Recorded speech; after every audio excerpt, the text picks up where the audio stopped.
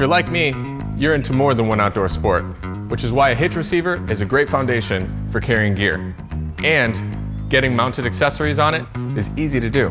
What's cool about it is that it frees up inside cargo space. Attaching a hitch accessory isn't much different from attaching a hitch ball mount, and it's basically the same no matter what sort of hitch accessory you're installing. If your vehicle didn't come with one, you'll need a hitch receiver. This Pathfinder already has one installed. Lift in and align the bolt hole in the receiver with the hole in the rack, and attach the hitch bolt. You do need a tool for this, but it's included with the Yakima HoldUp 2. The bolt hole is threaded, so a nut isn't needed. Tighten up the bolt and add the safety pin and lock. There are two different options if you need to bring more bikes along. This one holds 2, and this one can hold up to 4 bikes. You can bring your skis and snowboards along with a hitch ski. After it's attached, this rack can fold up when you aren't using it. Pull the spring pin and flip it up. Loading a bike is easy. Drop it in the wheel trays with the front wheel on the pivot arm side. Flip the arm up and lock it down.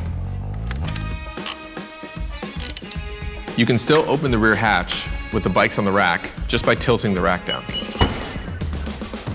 And it's like having a portable workbench, great for basic maintenance and adjustments.